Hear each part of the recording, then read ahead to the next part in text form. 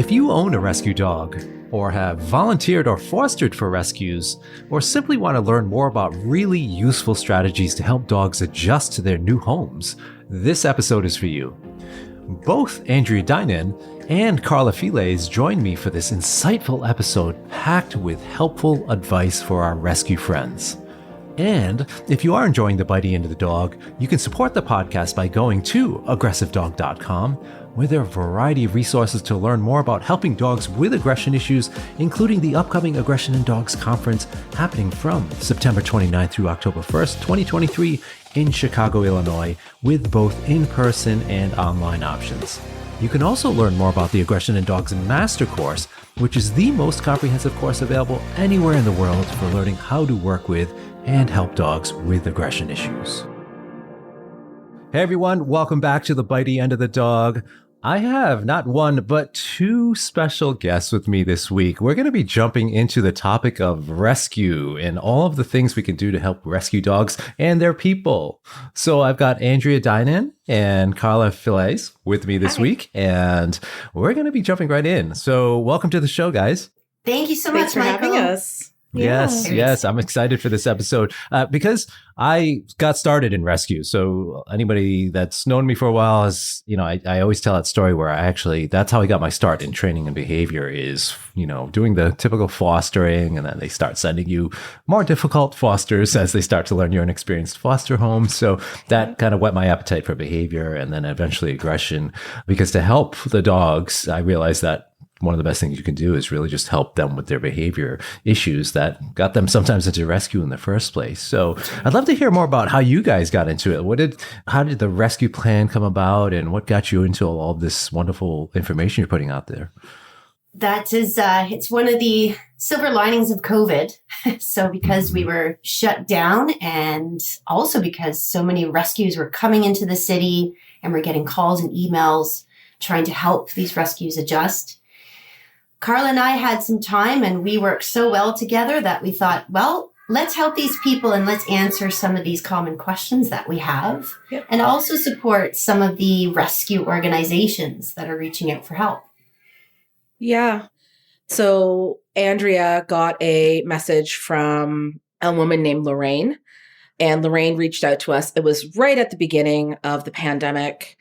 And she wanted to know if she could put together kind of some really quick webinars, about kind of like how to help people or like common problems and stuff. So we were able to kind of like reach out to some other trainers that we knew, ask them if they wanted to help, and do kind of like these quick little videos. And from there, I think it just kind of like snowballed. Lorraine was really happy with it. We were getting really good responses. We were doing kind of like live webinars. And it had really nice audiences. We're getting great feedback. Continue with the pandemic. Everybody was getting rescue dogs. And then restrictions loosened up a little bit. And Andrea and I kept on getting the same phone calls, the same questions. And, we talked to each other a lot during the week about our cases. And we kind of noticed the similarity in the questions that we were getting. And we were just doing the same thing over and over again. And we felt like a little bit of burnout, honestly, because when you're doing the same thing over and over again, multiple times a day, it gets exhausting. You start to lose a little bit of, not really lose your empathy, but a little bit of your patience, because you're just like, you feel like you're just on record over and over again. And then, you start feeling bad going, am I giving people the best of me if I'm just kind of feel like I'm on a loop? And really, that's how it came about. We're just like, let's compile the most, FAQ things, like the frequently asked questions, and let's talk about the common problems that we're seeing as well. And that's really where it came up with. The idea. That's awesome. It's, as Andrea was mentioning, it's like the silver lining of the pandemic, right? Yeah. That you gave you that time to actually create all of this. And I echo everything you're saying, because you do find yourself repeating the same things over and over. So why not create content that says, hey, I don't have to keep saying that. Just check this out. And it's exactly what I'm going to say over an hour's time. And now I don't have to do it a million times in a row, right? Yeah. And it was cost effective for people, because that was the other thing too. Like, people are losing their jobs or worrying about their income. We were able to do things in a cost effective manner. So it was lots of value for your dollar. And then if they got to the end of the program and they were still having problems, that's when you know you needed to bring in Mm-hmm. a trainer, right? Yeah. Yeah. So it helps filter it. Let's talk about those problems you just mentioned. So we're seeing significantly more dogs coming from rescues or shelters versus being purchased. And I think the consumers, at least in the United States and Canada, perhaps, we're seeing more and more movement towards let's adopt a dog rather than purchasing a dog. And I'm going to just state there's, I believe there's nothing wrong with purchasing a dog from an ethical breeder, but we do see a trend though towards adoption and rescue. And with that though, of course, we see behavior issues because some of those dogs I was just mentioning, they come from different backgrounds and different experiences in which we see behavior issues accumulate over time or that dog's individual experiences. So for you guys, let's just jump into that's a broad question, but what are the most common issues you're seeing and kind of things that you would consider have motivated you to create the rescue plan? Yeah. First of all, is just not giving the dogs enough time to really settle into their environment, whether it be, the condo or the house itself.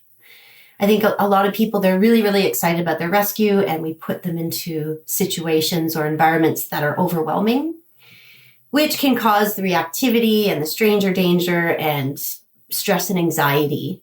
I found definitely over the pandemic, because people weren't coming over, once people started to come over during those little blips where you were allowed to socialize, having people come into your house was a huge problem for these dogs. They're like, wow, there's more people than you. Mm-hmm.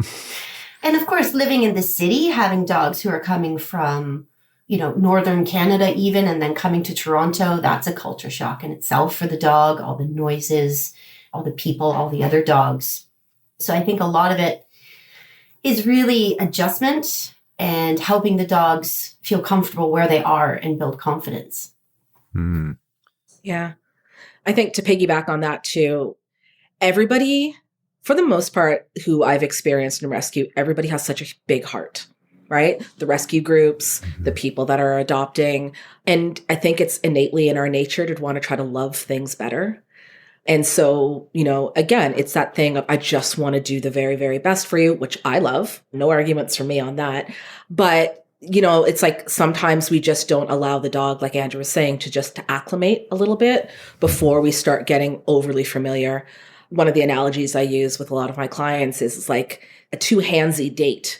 Someone who's just a little bit too forward and like wants to love you a little bit too hard. I'm like, you got to kind of court, you got to kind of like sit back and kind of get a feel for everything. And because we just are so excited and we just want to love everything and make everything okay. Yeah. Sometimes we rush in a little bit too much.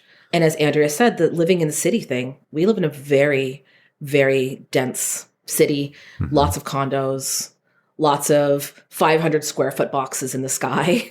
This is not typical of what a lot of these dogs are coming from, right? So, and then elevators and people and lobbies and noises and garbage trucks. It's overwhelming, and I think I think patience is sometimes the biggest hurdle.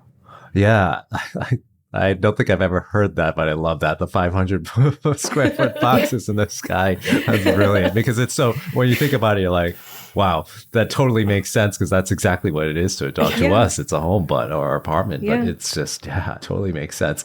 So I think as you were speaking there, you guys were talking about, some of the issues that can happen to a dog that is brought into a home. So I think we can also separate out, or we should probably, as we go along through the conversation, of dogs that have pre-existing issues. So they come in, maybe the owner's already aware or their adopter is already aware of aggression issues in the past, or things we do that eventually bring that out, or perhaps create it in some cases too. So we'll kind of navigate those different aspects as we go along. But let's talk about that. There's a lot of strategies and memes and different ways of expressing what we should do with a dog that comes to our home. Like, so a new dog, adopted dog, or a rescue dog, so we hear things like the 3-3-3 rule or some different aspects from the rescue world or the messaging, right? And maybe we'll jump into that first, the 3-3-3 rule. So for people that may not be aware of what that is, can you kind of explain what that is and then what your thoughts around it are?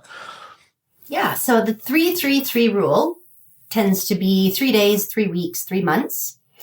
And it gives people a time frame of how long it'll take for the dog to start to acclimate into a new environment. So 3 days, they're starting to maybe come out of their shell a little bit. You might see a little bit more of their personality. 3 weeks, you'll probably see a little bit more energy. They're a bit more bouncy. You're going to see more of their likes and dislikes. And 3 months, they should be feeling more at home. So a little bit more confident. But I'll let Carla explain why that can be deceiving and in some cases a little dangerous. Yeah. So I have 2 rescues. One is a 17-year-old kind of hound mix. And then right before the pandemic started, it was December, I got my little Jack Russell cross puppy. If I was going to use the 3-3-3 rule on her, first 3 was like 3 minutes. Girl was fine. She came into my home like she owned it. She loved her brother. Everything was great. That's kind of the dream that everybody wants. But the reality is, it's like that first 3 days, it kind of sets you up for a bit of a false sense of timeline sometimes. And so, again, if we kind of give very structured days, people are just kind of like, oh, 3 days. Okay, I'm taking her to the dog park now. Right? Oh, I'm going to invite everybody over. And again, it's that patience part that we were talking about earlier. It sets people up almost for a false sense of what the dog is going to be capable of, as opposed to actually being watchful and kind of going through kind of a list of like check marks, like, hey, how are we doing here? If we introduce this kind of thing, are you going to be okay with that? If you give people a very structured kind of set of days and hours, people are going to really follow that, as opposed to, again, checking in with the dog to see actually how the dog is feeling about things. Yeah, because we like love I said, timelines, right? Yeah, I love a timeline. Recipes, but again, right? if you keep it really strict, I don't think allows for a lot of breathing room for the dogs that aren't doing well. Like, so Pippa, my youngest, she's from Mexico. She had to get here via flight and stuff like that. Flight for a young dog can be really distressing. We don't know where some of these rescues are coming from. We don't know how stressful their travel was.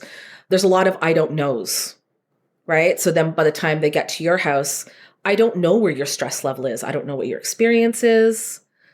So I don't want to say it's the worst rule. The 3-3-3 is not the worst rule in the world, but I think that you have to allow for a little bit of expansion in that and use it as a loose guideline. Yes. I think that's the operative word. There's a loose guideline or flexibility in it. Because I think it's helpful in this, like, we should be aware that dogs need time to adjust, which is nice. But it also, because like my dog, Izzy, she was more on the 3-second rule. It's just like, and within 3 seconds, I'm going to latch onto my lab, the other dog in my home, the lab. So like, I'm going to go grab that dog and bite and hold and shake and not let go as a 12-week-old puppy in 3 seconds. So we went more on like a 3-year plan with her. And she ended up in the right home, fortunately. But that was my little Izzy, who's still alive today.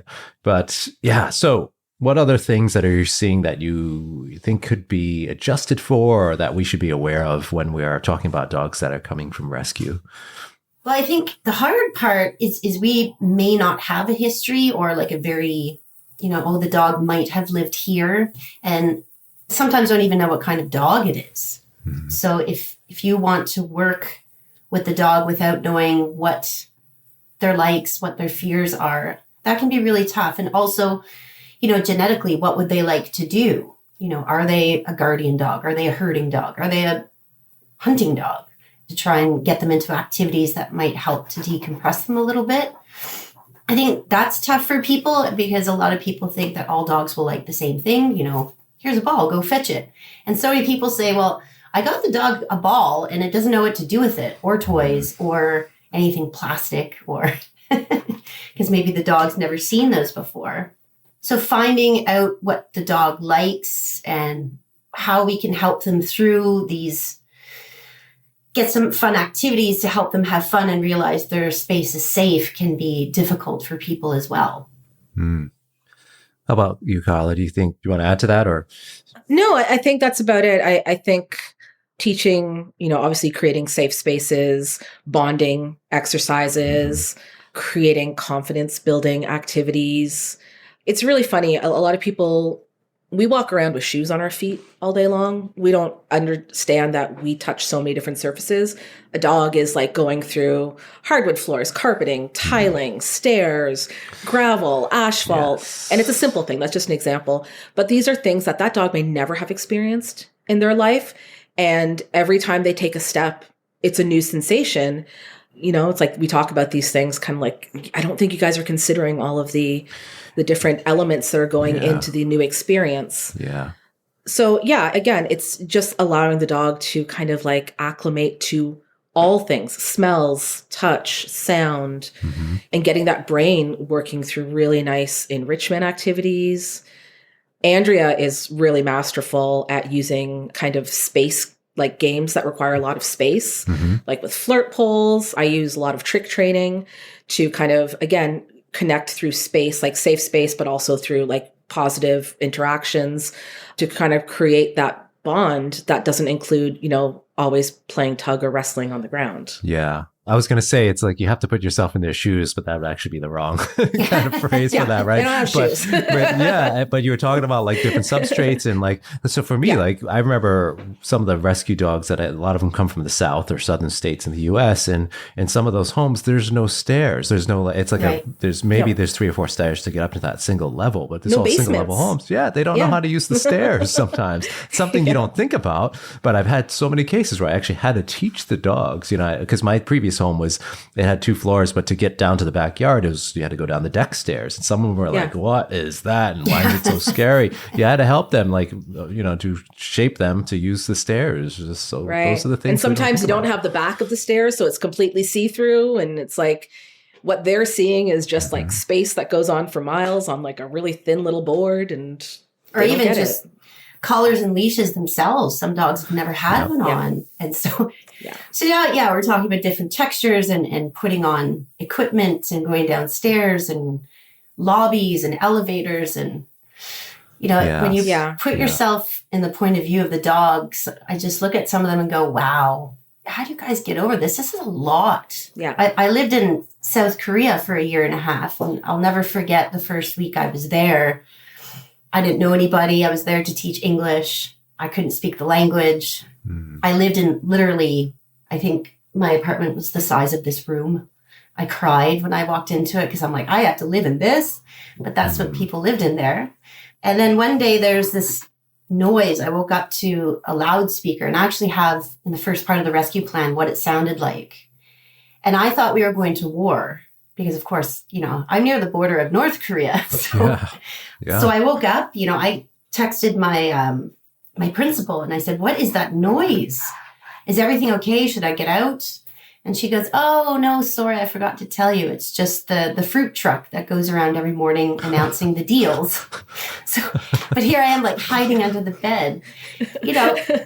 And, of course, it's normal to them. So they think to warn me that, no, we're not going to war. So I can kind of identify with these dogs in a way of simple things like ordering a coffee some mornings was really difficult, you know, cup, coffee, moo, milk. Like, how do I tell them? And I'm sure the dogs, you know, not able to communicate with us very well, how they're feeling. And that's why we focus a lot on body language in the program so that we can see through those subtle signs, you know, the whale eyes, the tail, the all of a sudden freeze, and help them through these things that we don't think are scary, but they do.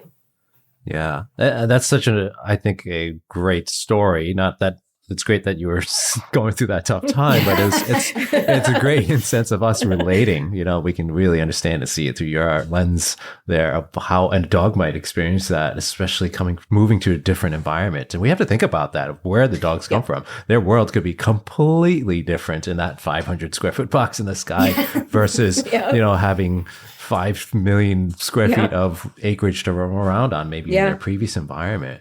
All right. So there's a lot of questions swirling around in my head. So forgive me for a moment as I wrap my head around that, because I also did want to jump back to what you're talking about with the breeds and knowing the breed. So it kind of does formulate into all of this, like taking a step back and looking at the individual dog's needs. And that's why the 3-3-3 rule is not going to apply to every single dog. Each dog is unique. And breed certainly matters. And, that I love that topic's getting back into the conversation as well, through Kim Brophy's work and ethology and talking about, meeting breed specific needs. But I think there's also that education component, which I love seeing as well. I know there's a lot of initiatives about, hey, before you actually get that dog, maybe you should think about what breed. And sometimes we don't know. There's a lot of mixed breeds, of course. So shout out to the mixed breeds. But if we do know the breed, we should research, am I getting this Central Asian Shepherd, knowing what I'm getting into, or should I opt for a different breed? So, yeah. All right. So let's jump into along those lines. We already started talking about what we can do to help these dogs, because I also want to talk about what we can do to help the people more. But let's focus on the dogs first. And you mentioned decompression. So maybe we should start there. So and move through your steps as well in the rescue plan. But decompression, what is that and why is it helpful? Go ahead, Carla. Andrea? Do you want me to? Oh, well, we're so polite. We're so Canadian. Decompression. It's really just getting comfortable, getting used to your space, understanding your space, understanding how things move, the expectation of how things move and how people move and what sounds are going to be happening. I'm a big fraidy cat. I couldn't imagine living my life through like a horror movie where things are like jumping out at me all the time. And, and sometimes that's kind of, these jump scares are kind of what dogs are first experiencing. The furnace turning on in the wintertime. What is that? Where's the air coming from? What is that? You have kids running around, they don't make normal noises a lot of the times, right? Like, I don't have kids, but Andrea does. And, it's like every now and then in the background, I just hear, her son peeling by, like making a noise. And I'm like, amazing. That's a great noise. And, she's done great work. Her dog, is so used to it, but it takes time to get used to those things. Cars, what else is going on? Garbage trucks. Air brakes, all those things that dogs really have to understand. Those garbage trucks come along once a week, right? And they start to understanding the rhythm and the routine of things. And they can start start just kind of relaxing. They might lift their head and go, oh, what's that? Oh, is it a Tuesday again? Oh, okay.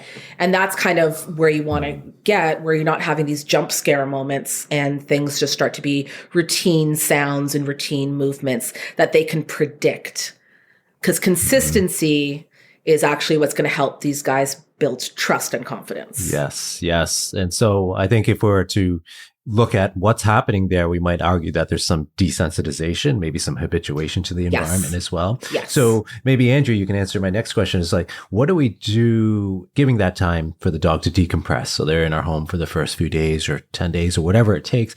Is there things we should be doing as the guardian or as their adoptive home, or do we kind of take a step back and be like, let's just let you chill out and get used to the environment? Or should we be more proactive or more involved? So what are your thoughts there? As Eddie Trainer would say, it depends. But we do have a nice little general outline in the first part of the rescue plan that can help people with decompression. And we really focus on helping the dogs lower their cortisol levels through things like sniffing and licking, giving them space if they seem fearful. So a fearful dog who really isn't ready to come up to you or elicit any sort of touch or pets, then those would be the dogs that I would say, yes, just hang back. And, like Carla said before, it's just like dating. Like, I like you, I want you to like me, but I'll give you your space and let you come to me when you're ready. Then you might have dogs who are all over you. And, we might have to use that decompression to actually calm them down, like, younger puppy dogs, adolescent dogs. But what's nice about these decompression activities is it'll work in either way. So like snuffle mats, treasure hunts, creating a safe space where they know they can go and nobody will touch them or bother them, whether you have kids or guests coming over. I think creating, not a strict routine, but a basic routine of their day, like getting up, taking them out for their pee if you're taking them out for a pee. Some dogs, we recommend that you have a pee pad set up if you're in a condo, for example. Giving them if they are playful, time to play. And like we were talking about, games that encourage space, like flirt poles or tricks, or maybe playing ball. And then just doing some very simple training, a hand target if they're ready for that, a sit, their name, say their name, throw a treat, say their name, throw a treat. And that's about it. And a lot of people ask, well, how long will this decompression take? Because again, we love timelines. We like to know how this is going to fit into our schedule. And that, again, it goes back to the dog. And we explained that in the first part as well. When your dog starts and you see their body relax, when you see them stretching a lot, when you see them coming up to you and eliciting attention, when they're not perking up at every sound in your dwelling, those are times when you can say, okay, I think we're ready to move to the next step. Yeah. Sleep is a really good indicator. Sleep, are we getting some routine sleep, especially during the day, not just, when the sun goes down?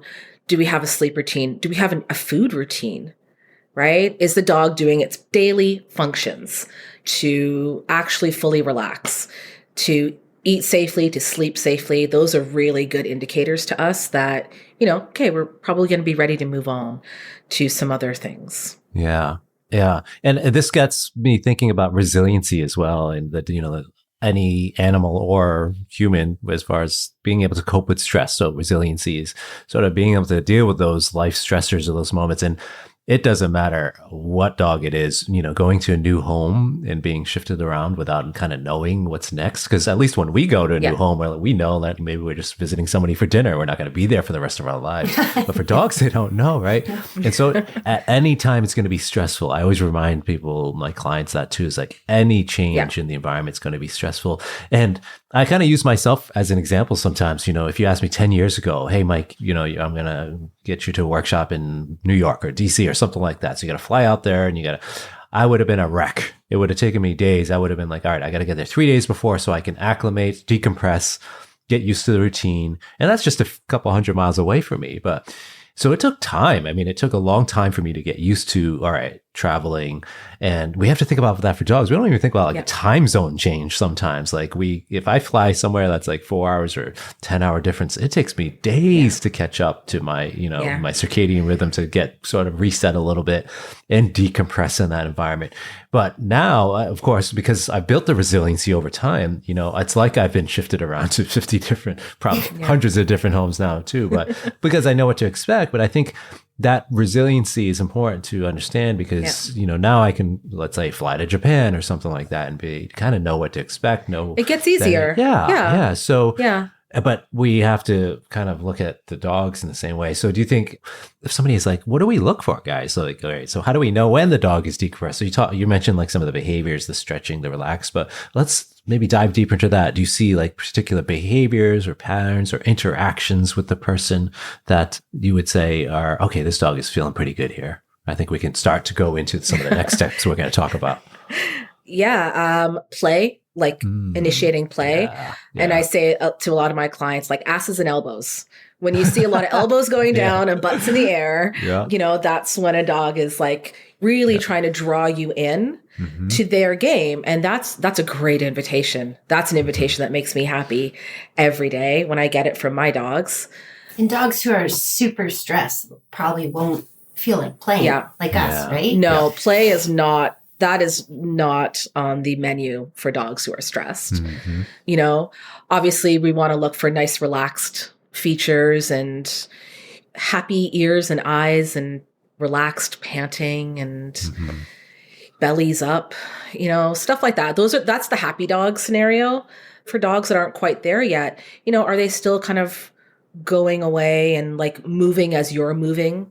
If you get up from the sofa to go into your kitchen and your dog is relaxing, do they get up and move in the opposite direction or try to get more space? Right? Because they're just like, I'm not quite convinced. We're good sharing the same room, but if you move, are you coming towards me? What's happening here? Yes. Yeah. Like that's a bit of an orange flag, maybe just a kind of they're not quite ready yet. And you see that a lot with happens quite often who have men in the household. I find it's very common for the dogs to be more fearful of men. And I do use that as an indicator. You know, if the dog is still not safe in where they eat and sleep and are spending their life, chances are when you take them outside for a long walk or to a new environment, it's going to probably be worse. So just wait until the dog's comfortable with all their people and at the beginning of our program, we actually use kind of a bullseye diagram. So, and the bullseye, like the center of the bullseye, that's home.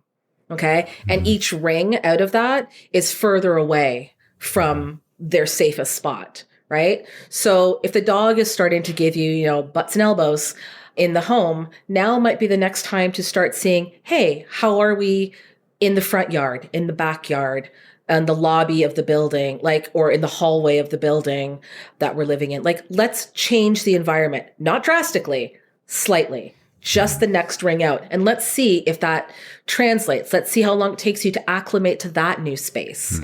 And as you were saying, Mike, you know, traveling now is a lot easier for you, right? You might still have the butterflies. You might be a little bit nervous about going and nervous about going to a new space, but you find the rhythm a lot easier. Right? And if you can kind of root that into your safest space, when you go to a new space, you might have the nervous butterflies, but you're going to start to kind of work your way through it a lot faster, right? You're going to have the support of your person with you. You're going to be able to look for key things, how people move, again, acclimate like really quickly and have better expectations faster. So if you don't move too quickly. Yeah. And you guys made a beautiful distinction too about, because I was going to ask, you know, how do you know when to actually try to elicit play, right? Because some dogs won't do it until you actually start to do it. And how do you know when to do that? Because that's probably a big question you guys get too. But you answered it beautifully. Like, well, the dog's going to approach you if you walk away and you'll see it, or the dog's going to move away. It's almost like a question of consent. Like, all right, do you want to I was going to say consent not? Testing is something that I really use a lot, especially when we're working with families. You know, I get on the floor a lot with my dogs every day, but one of the things that I teach, you know, a lot, and especially people who are really handsy players, I'm kind of like, okay, we're going to pretend like this is soccer. No one's allowed to use their hands, right? You're allowed to elicit and see if your dog wants to play with you. Get on the ground, drop down to your elbow, butts in the air, kind of look a little bit over your shoulder and kind of see if the dog wants to approach you. If the dog is interested, you know, you're saying, hey, do you want to play? If the dog walks away, no, not this time. Yeah. Yeah. You know, and that's okay. Yes. So I'm glad we answered that question too, because I'm sure it's a big one for a lot of new adopters or foster parents as well. So, all right, we're going to take a short break to hear a word from our sponsors. But when we come back, I'd love to dive more into how to help these dogs and sort of more of those rings of the bullseye you're talking about. I love that. So we'll be right back. Hey friends, don't forget to join me for the 4th annual Aggression in Dogs Conference, either in person or online, from Chicago, Illinois, happening from September 29th through October 1st, 2023. This year's lineup includes many of the amazing guests you've heard on the podcast, including Sue Sternberg, Dr. Tim Lewis, Dr. Christine Calder, Sindhor Bangal, Sarah Stremming, Sean Will and Masa Nishimuta, and many more. Head on over to aggressivedog.com and click on the conference tab to learn more about the exciting agenda on everything from advanced concepts in veterinary behavior cases to working with aggression in shelter environments to intra-household dog-dog aggression. We'll also have special guest MCs Taylor Barconi and Gio Arcade, who are sure to bring their positive and uplifting vibe to the conference. And as usual, you'll find a wonderful, kind, caring, and supportive community at the conference, both in person and online. I also want to take a moment to thank one of our wonderful sponsors this year, Pets for Vets. Did you know that approximately 1 million shelter animals are euthanized in the U.S. every year? At the same time, many of our country's veterans are experiencing post-traumatic stress disorder, traumatic brain injury, anxiety, and/or depression. Pets for Vets founder and executive director Clarissa Black created a solution for these problems by rescuing and training animals for veterans. Pets for Vets has a unique program model that customizes each match to create what is called a super bond. Each animal is selected and trained specifically for each veteran based on matching personality and temperament profiles. Additionally, Clarissa has developed an assessment protocol called ACE or ACE that allows other animals the choice and agency to participate in the Pets for Vets program based on their response to multiple stimuli. Pets for Vets has a positive reinforcement mentality at its core for animals, veterans, and trainers. In addition to helping veterans and rescue animals, Clarissa has created a generous opportunity for positive reinforcement trainers to join her organizations. Trainers are able to participate from anywhere in the U.S. while receiving stipends, professional development opportunities, and maintaining a flexible schedule. For more information, please visit petsforvets.com. That's petsforvets.com. All right, we are back with Andrea and Carla. We've been talking about rescue and all things rescue dogs as well. So before we took the break, we were talking about the bullseye and kind of, I love that sort of picture in my mind of moving out towards the outer ring. So let's say we've gotten past the stage of decompression. The dog is elbows and butts, right, with us, and we're seeing more signs inside the home. So the dog's getting more comfortable in our environment, in our small little universe, our little 500 square foot box in the sky. And so what are next steps? I know that you guys start to go to outside environments. What do we look for there? And what can adopters sort of do to help their dog in those moments? Yeah, outside it can be tricky, but it can also go quite quickly, again, if you're watching the dog in front of you. I know everyone's super excited to go on a nice big hike or a big walk with their dog. Maybe take them to the dog park if they're known to be dog friendly, but one step at a time, because once you walk out that door, dogs, whether they're rescues or not, are bombarded by new smells and sights and sounds. And I find a lot of dogs really need to take anywhere from 3 to 10 seconds just to take it in. So that's usually how I like to start. And then watch your dog. If you call their name, are they able to look at you, or are they just gone? Like, especially squirrels. I don't know what it is about rescues from Texas and squirrels, but they either love them way too much or are terrified of them. So, if they see a squirrel, are they lunging after it? Are you able to call them back? Is this something that you need to work on? And where do you go when you go outside? I like to take things slow. So for new rescues, I'm like, just take them around the block and see how they do, and start doing that and do a regular routine walk so that the sights don't change as much. But of course, the smells and the sounds will be changing every time they go. I find a lot of people who take their dogs, their rescue dogs, to a new place every walk. It's just some of them, not all of them. Some of them will start to shut down again because their cortisol goes up and they feel like they can't cope with all this newness. So I like things to be quite routine, the same path. And once again, you see kind of a little bit more of a trot in their step, and you call their name and they can focus. They're not zoning out too much. Then you can start to expand it maybe to 2 blocks or to the park nearby. Yeah. I completely agree with Andrea. And, sometimes I even take it further. Like, I either slow it down even more. And I work with, aside from rescues, I also work with a lot of puppies and young dogs and stuff like that. And I kind of do the same thing in that decompression exposure kind of thing. And say you're in that 500 square foot box in the sky. Sometimes, if you have a balcony, sometimes one of the best things that you can do is allow your dog to sit on the balcony and actually be in a relaxed position with the dog.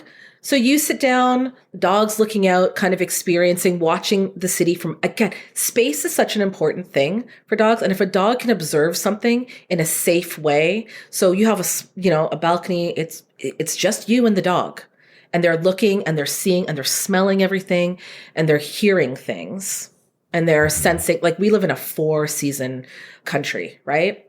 This will be your first spring, your first summer, your first autumn, your first winter, right? So again, every time you kind of go through these seasonal changes, I always say to people, don't make assumptions that your dog is going to love the snow. My dogs hate the snow. So the first, in the first snowfalls, you want to be experiencing that in a way that, again, is a very safely contained environment to see how they respond to it, and allow them again to experience it and hopefully find joy in it, because those winters are long here. So, hopefully we can get some rolling around in the snow, chasing snowballs, stuff like that. And then sometimes, again, if you're in like an apartment or condo complex, it's going out into the hallways, right? Yeah. We have so many neighbors, so many smells and sounds and, all these kind of like funhouse doors, like what's behind door number 1, what's behind door number 2, other worlds. Right. And never mind the elevator. That's a whole other ring in itself. But if you live in a house, it's a box that takes you to your box. Right? It is a mad fun house. It really is. Doors open, closing, like things popping up on the other side of the door. But if you live in a home, again, you can do this on your front porch. You can do this on your front lawn. Sit with some food with your dog. Watch the world go by in a very safe, like distance-wise. And allow the dog to, again, it might be on alert, like Andrew was saying, like it might be like, oh my gosh, what's that? What's that? Ears up, eyes kind of looking around. Hopefully the dog will learn to just chill out, and you'll see some yawns, maybe some shake-offs, and then it might actually sit or lie down next to you and just enjoy kind of watching things go by. I do these exercises for maybe 5 to 15 minutes, depending on how the dog is kind of expressing their stress levels. And that's it. And then I go inside and we have a little celebration dance. And maybe next time we make it to the sidewalk. Like if you're dealing with a really nervous dog, sometimes you have to go that slow. Yes. Yes. Like treasure hunting in those hallways are great. Come out the I door. love a good treasure hunt. Go find the food. Okay, come back in. And then they love the hallway. Yeah. I leave little Post-it notes on the neighbors' doors. Just kind of like, hey, so sorry. You're going to hear a lot of really happy me going, yes, yes, yes, as we're throwing food. And just to kind of let them know what time we're doing it so they don't think there's a mad woman just running up and down the hallway saying yes, yes, yes. Yeah. Yeah. And you brought up a really good point too there about feeling safe. So safety doesn't necessarily mean just keeping others safe from a dog that might bite. It means the dog, we must make sure the dog feels safe because, again, we're talking about some of these dogs are going to such new, strange environments because of just how the rescue system works. Sometimes we're getting dogs from different countries and different states. And like, imagine moving to, this just got me thinking, imagine like moving with your dog to like Australia and the dog sees their first kangaroo or something. And they're like, what in the, all things on 2 feet that are on steroids. And, they're probably like, what is this weird looking animal? And it's got to be very, very scary for them at first, or just, it's just like us seeing some sort of green alien landing on our front lawn. It is totally new. And we have to feel safe first before, and we run the risk too, so this is where behavior problems can start, is where we push it too fast, but like, oh, it's just a kangaroo. But then that kangaroo does something like, startles them or does kangaroo things and it startles the dog. And we don't kind of advocate for the dog and making sure they feel safe. That's where the behavior problems can start. So I love that you guys are talking about. Yeah. And it can be very impactful. Like one event can be incredibly impactful. And I don't want to fearmonger and like be like, oh, everything has to be so kit gloves. But we do not know sometimes what is so impactful to these dogs that has it's an indelible mark on them. So, but the good thing is, and I know fear mongering, but what's nice is you just take a step back. Whoops, pushed you too hard. And, I've been guilty of it with some dogs. It's like, oh, I thought you could handle it. No, that was too much. We're going to move back a step. We're going to give you a couple of days just to, that was a little scary. Let's try that again.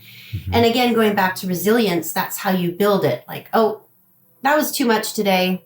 Let's give you a little vacation, staycation, and let's try it again. Yes. A little bit slower. Almost like re-decompress in a sense. Yeah. Sometimes you have to. And, it's like if you move from house to house, again, you got to give your dog, like, you might be excited about the move. It might be your dream house. Your dog might be freaking the heck out because it's nothing but ceramic tiles on the floor now. Right? And your dog's nails are too long and they're like, they're all over the place. Like, you just have to give it a moment and just do check-ins. It doesn't take long. Doesn't take long. Yes. Check-ins are important. So speaking of checking in, let's check in with the people side of this, the rescue world. We can probably take a couple different paths with this conversation, but the adopters, let's talk about supporting the adopters or even the fosters, maybe. They adopt a dog and suddenly they're starting to see behavior issues. We start to see over time more and more behaviors. They discover things that they weren't told about.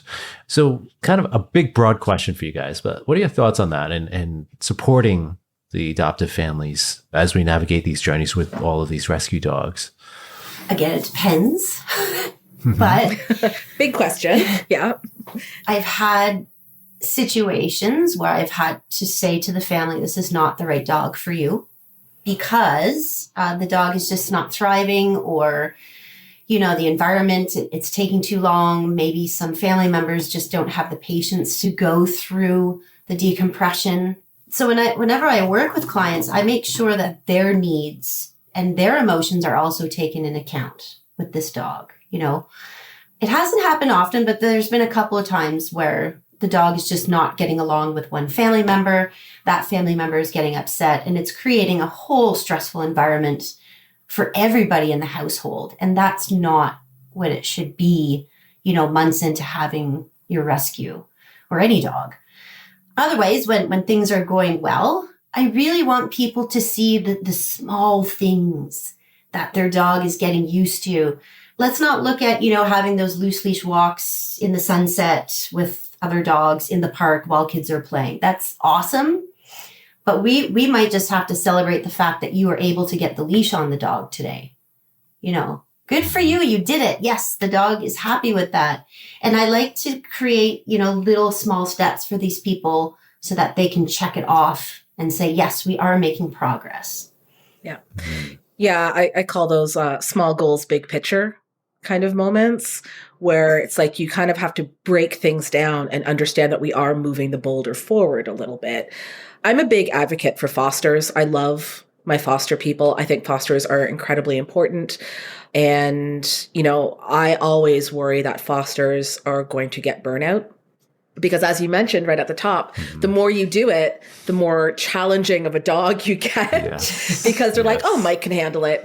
He's taken in 3, 4, 5 already. He's good. He's got this. Fosters are really hard to find, and I really don't want to lose people within our foster community. I'd be a horrible foster. I'd adopt everything I take in, regardless of the problem. So I can't do it. But I want to make sure that we're supporting those people. So again, when I talk to my fosters who have dogs that are struggling with or are trying to work with, I always remind them, and again, it's that small goal, big picture thing. And the big picture for them is an adoptable dog. So I don't want them going through full training routines. I want them to focus on having a wonderful adoptive dog that can understand routine and have some calming things, so we can start to see who this dog is and what the best family would be for this dog. So that's how I support my fosters in that, is making sure that their goal setting is at an appropriate level. You don't have to do everything. Let's get 5 really good things down that we're going to be really good at, that we're going to work at with this dog. It doesn't have to be everything. That dog will learn everything with his family. But let's do 5 things that are amazing so that we don't stress out. Yes. Yeah. Yes. And, for my training clients, sometimes I go in there and like Andrea said, it feels like you're in a therapy session because the family's really, really stressed out for whatever reason. They've underestimated, or overestimated what they're getting into. And so it's like, how best do I, again, maybe help them reset their goals, help them understand that maybe we're asking too much. Maybe we need to drop the bar a little bit.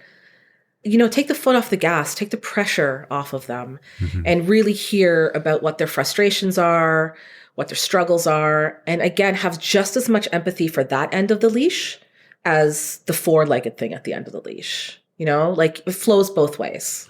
Yeah. And you guys have a great saying too. I saw it when we were kind of talking before the show about it's not really about the destination. It's more about the journey, right, that we're taking with these dogs. And so in that regard, you had mentioned empathy, Carla, about, and I obviously support that notion. It kind of underlies all of my work. So when we're talking about that, one of the issues that can come up in the rescue world too is that just like dog training, there's no regulation. So anybody really can say, at least in most countries, can just say, hey, I have a rescue. I'm going to start taking care of rescue dogs. And so with that, of course, without any kind of oversight or rules, in air quotes here, issues can arise. So people can do things that are maybe not ethical and sometimes illegal, but there's many other great rescues, but they're also sort of having to bear the brunt of that unscrupulous behavior. So another big, broad question, but what are your thoughts there on supporting the rescues out there that are really just surviving out there, but they're really putting in the hard work. They're being ethical. They're going through the heartbreak.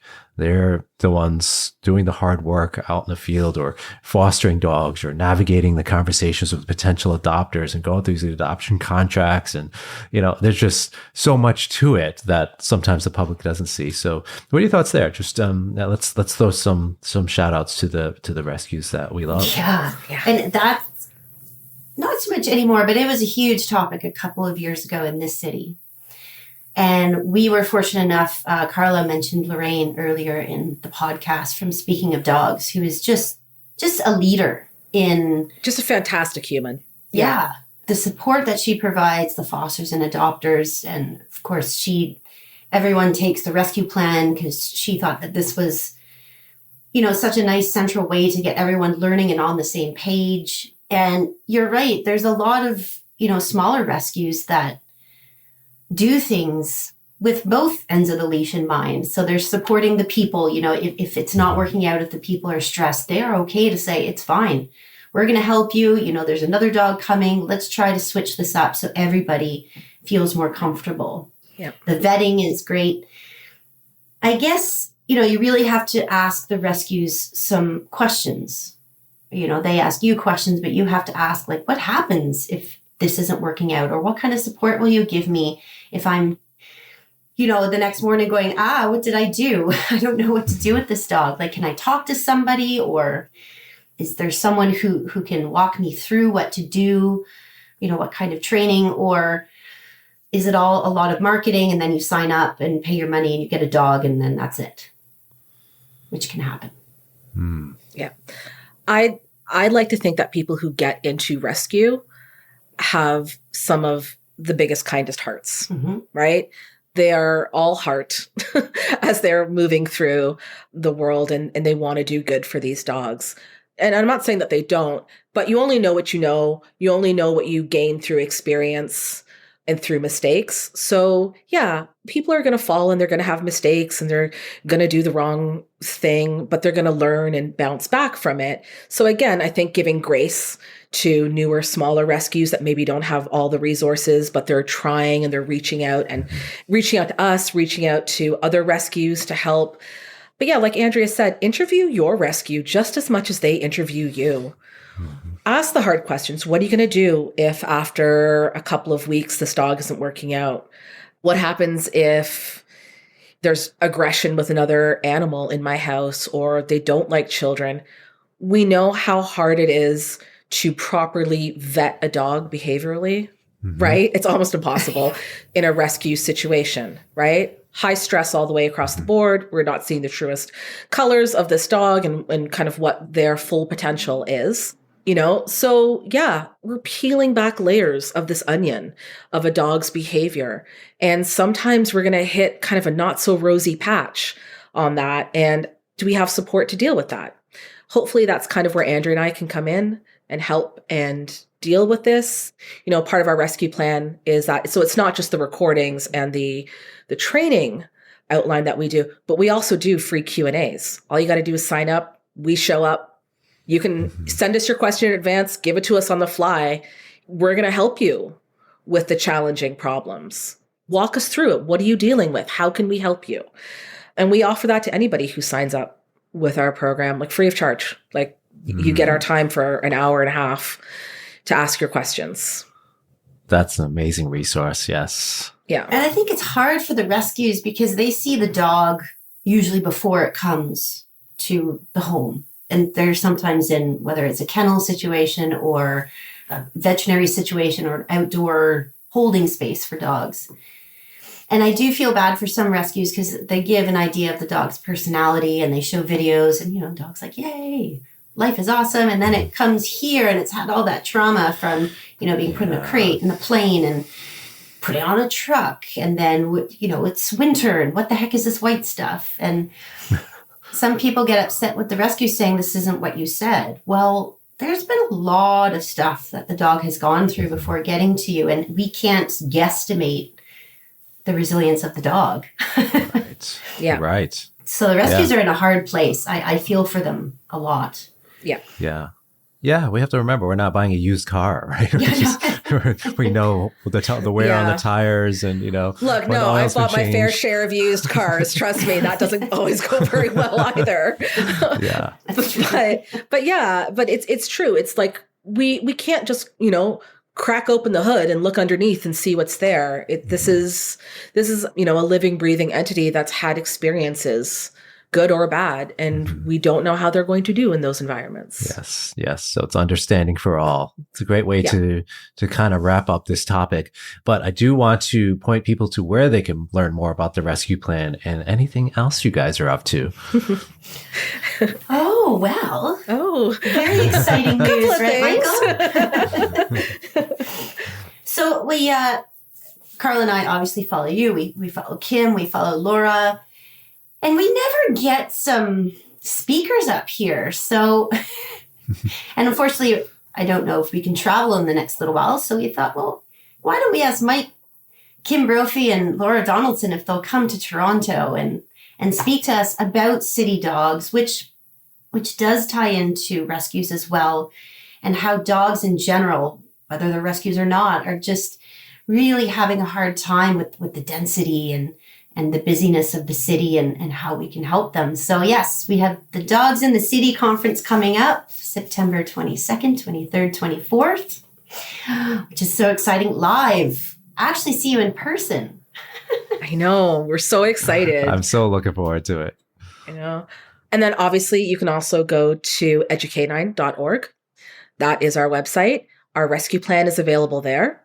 Andrea and I are also working on a new program that we're going to be coming out with soon that is specifically about condo dogs and kind of how to go through.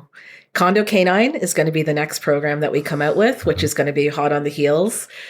And obviously it's going to highlight some of the things that we're going to be talking about in the conference and some of the things that we talked about today. All those kind of funhouse jump scare things that dogs have to deal with and kind of best practices and how to get them through it. So, yeah. And Andrew and I are both also trainers. We're private trainers, and you can reach out through us through Educanine to get in contact with us as well. If anyone lives in the Toronto or GTA area that is looking for training. And Andrew also does classes. Yes. So, yeah. Lots of different classes. I like the fun, sporty classes and also deal with the crazy teenagers. We do a losing it on the leash, which is specifically for leash frustration. So we have a lot of adolescent dogs in that one as well. What do you mean I can't say hi? But we're all here. Yeah. What? Well, wonderful. As usual, guys, I'm going to link to all of that in the show notes. And so check those out on your favorite podcast player, wherever you're listening in. All those links will be in the show notes. Andrea and Carla, thank you so much for coming on. I've really enjoyed talking to you guys. And I hope to see you soon, but we'll definitely see each other later this year. Absolutely. Awesome. Thank you. Thank you so much, Mike. Yeah, we thoroughly enjoyed it. And we were so excited when we got invited on. So thank you so much. I'm so happy to have had this dynamic duo in Andrea and Carla on this episode. They're doing such amazing work for rescue dogs and beyond, and I look forward to seeing their continued journey and all the wonderful information they're putting out there. And don't forget to head on over to aggressivedog.com for more information about helping dogs with aggression, from the Aggression in Dogs Master Course to webinars from world-renowned experts, and even an annual conference. We have options for both pet pros and pet owners to learn more about aggression in dogs. We also have the Help for Dogs with Aggression bonus episodes that you can subscribe to. These are solo shows where I walk you through how to work with a variety of types of aggression, such as resource guarding, dog-to-dog aggression, territorial aggression, fear-based aggression, and much, much more. You can find a link to subscribe in the show notes or by hitting the subscribe button if you're listening in on Apple Podcasts. Thanks for listening in and stay well, my friends.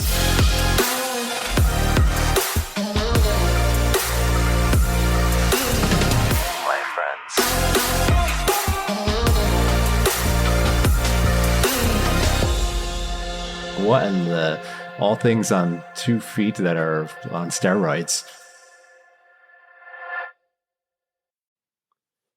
Thanks for joining me for the bitey end of the dog. If you like the show, please feel free to subscribe, share, and give a rating. And hop on over to aggressivedog.com or the looseleashacademy.com for more information about webinars, courses, and conferences, all dedicated to helping dogs with aggression issues. And don't forget, the Aggression in Dogs Conference will be happening from October 22nd to 24th with 12 amazing speakers, all streaming from a television studio in Chicago. It's going to be a truly unique event in 2021.